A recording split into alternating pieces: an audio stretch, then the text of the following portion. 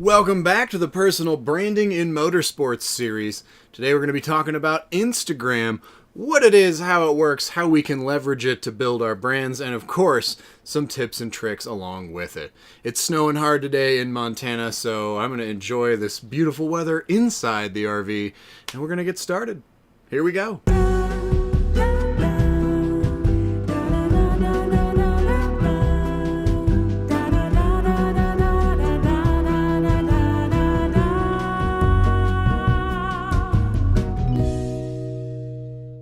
Alright, well, before we do anything else, I want to announce the weekly winner of our 30-minute consulting call. This week's winner, drum roll please, is Mr. Greg Huff, based here in Billings, Montana. Greg is an aspiring rally driver. I've worked with Greg a handful of times, and he's a great example of how to put in the effort to make your program grow and build your brand. Greg is driving a Mini Cooper right now. He has a full cage. He's done a couple stage rallies, and Greg's involved heavily here in the Montana rallycross scene. If you want to check him out, I'll leave a link to some of his stuff down below, but since we're talking about Instagram today, check him out on Instagram at HNPgeek on Instagram. He's pretty awesome. So Greg, you and I will be in touch, and we'll get on that call, man. I think you got some really awesome content, and we'll get the ball rolling for you even harder. So here's my one piece of paper out of the way right now. Instagram is very content focused, so it doesn't allow you to share organically. You have to use an external app to do that.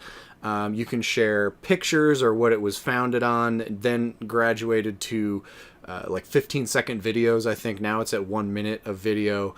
And then they added, I don't know what they're called. They're basically like slideshows where you can add multiple images and kind of swipe through them. But that whole section of up to 10 images only gets one like. So I avoid those a lot of times just because you don't get quite the same engagement. But that being said, they also have stories. Without going into super detail on the stories, it's basically kind of a blend between traditional Instagram and Snapchat. The stuff you post on stories goes away in about 24 hours, and so it's not a permanent post. It's a great way to kind of post some behind-the-scenes content, which is what a lot of people use it for. Instagram is a unique social media platform. The issue that a lot of people have with Instagram is how to create organic engagement on a deep, meaningful level. For those of you that use it, and I'm guilty of doing this too, you just kind of scroll through content and you just flip through and you're like, oh, that's cool, and you double tap to like it. I probably only comment on 1 out of every 40 or 50, maybe, posts or images or videos or whatever that I like, and liking is as simple as just double tapping. So it's great to get numbers up, like you can get a lot of likes, but it's a lot harder to get comments. And Instagram actually doesn't really allow you to share. There's a couple ways that you can get around that. There's other programs like the Repost app. There's a ton of Repost apps where you can snag a file from somebody's Instagram and share it. But there's a ton of accounts out there that just do that and repost other people's content. And that's not something I would recommend doing. You want to create your own stuff, or if you're going to share other people's, make sure you give them credit. But again, Instagram is a very quick, just like, oh, that's cool, double click, double tap, and then move right on to the next one. So Instagram is a little bit difficult to create meaningful interaction with your audience and with your followers. But it does provide a pretty unique opportunity to get people to move to other avenues, other social media networks. What's really effective is when you have a number of people that follow you on Instagram, you can send them to other social media networks in a variety of ways. So what we are going to use Instagram for is capturing a different audience and trying to bring them over to another network so that we can actually engage with them deeper on a much more meaningful level. One thing that stories do very well is they allow you to do a behind-the-scenes look at what you're doing. So for example, if you follow me on Instagram, it's just at TJ Drives, you'll notice that I try to do 1 or 2 a day at least of just what I'm doing. So I'll pick up my phone and I'll film or talk to the camera, talk to the lens, whatever, and just say, this is what I got going on today. Once you reach 10,000 subscribers on Instagram, you can link your story. And so on larger accounts, you'll see people say like, swipe up, and it'll take you to whatever. That allows you to send them to whatever external website that you want. So for me, I send them oftentimes to like my YouTube videos like this one.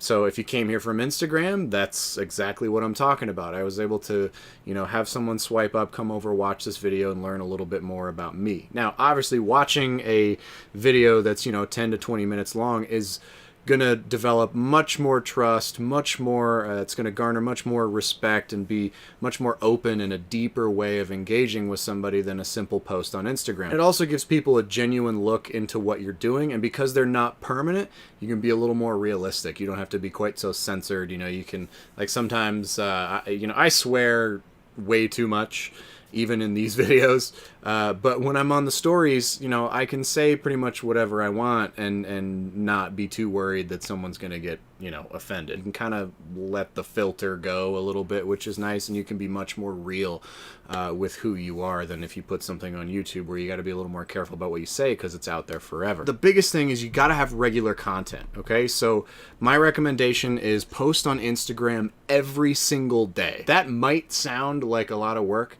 It's really not. All you got to do, if you have iOS, if you have an iPhone or what have you, all you got to do is go to your photos section and make a new album that will just be Instagram photos. And then all you do is you go through and you take all the photos of your car.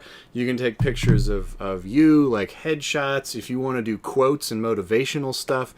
There's so much content that you can do. Take a couple hours one day and put all of that content into a single folder, and then once a day set an alarm on your phone and just go in there, pick a video or pick a photo or what have you, and post it up on Instagram and have content coming every single day. When you post more regularly on Instagram, it uses a very similar algorithm to Facebook, and what they do is they really focus, number one, on engagement, but number two, they push really hard on regular uploads. So the more you upload, the more people see your stuff.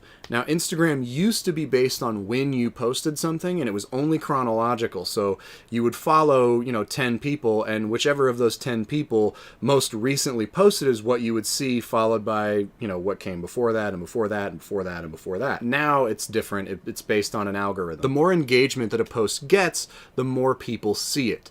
The other thing that weighs heavily into it is how often people engage with your posts. So, for example, if you were to like every single one of my posts, chances are you're going to see more of my posts. They're going to say, all right, I know that you want to see his stuff because you like his stuff, so here's some more of his stuff. So basically, whenever I post something, it's going to send it to you.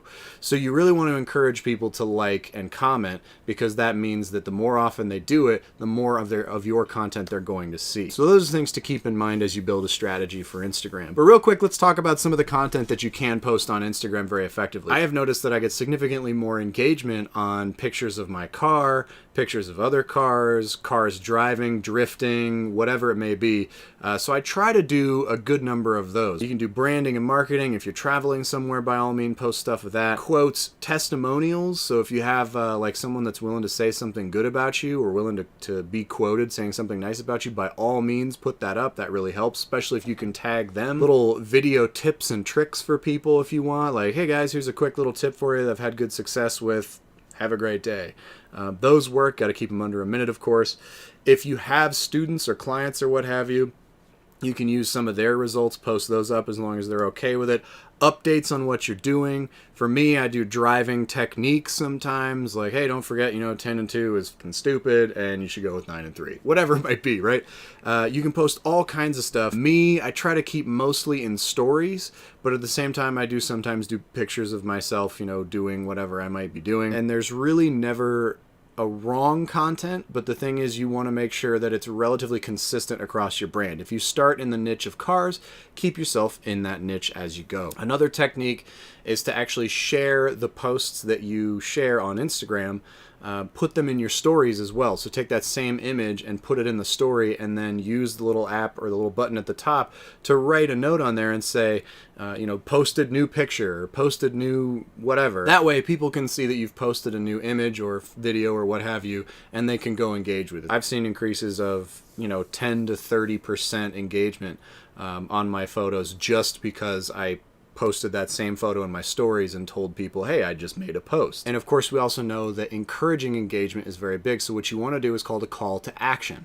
In every one of your posts, you want to try to organically include something about like and comment if this was, you know, helpful to you. You'll see that a lot on the end of YouTube videos, but if you can do that in an Instagram post, that definitely helps as well. There's all kinds of techniques to grow your Instagram following.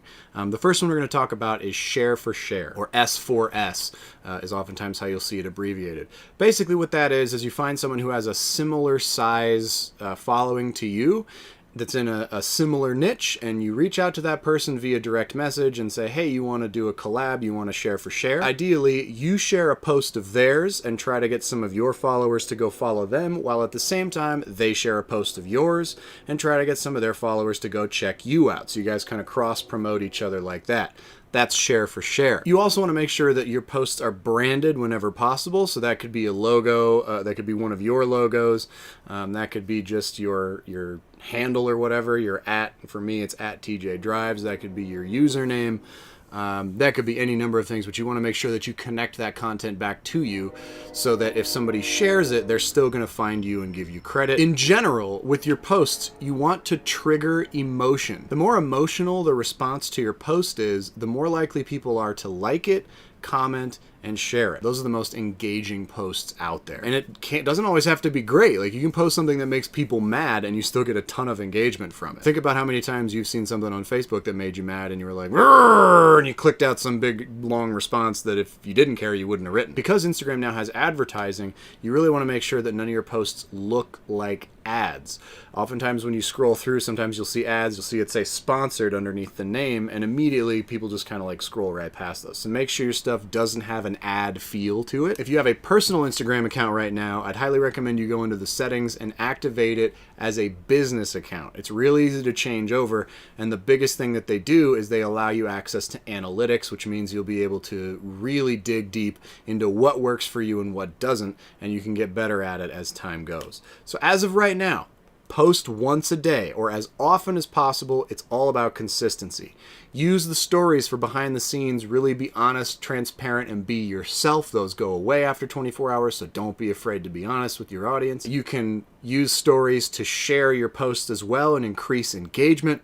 You can try some of these other techniques like share for share, branding your posts as often as possible. Remember to elicit emotion in all of your posts. Make sure your posts don't look like an advertisement.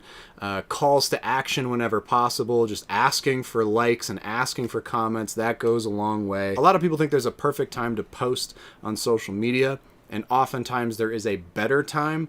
I would recommend posting based off of East Coast time if you're in the United States, largely because that's where the majority of people are. Upgrading to that business account will give you significantly more information on your account. That's Instagram in a nutshell. So if you guys have any questions, by all means, jot them in the comments down below. If this was helpful for you, go ahead and give me a like. I would really appreciate it. It does help me out.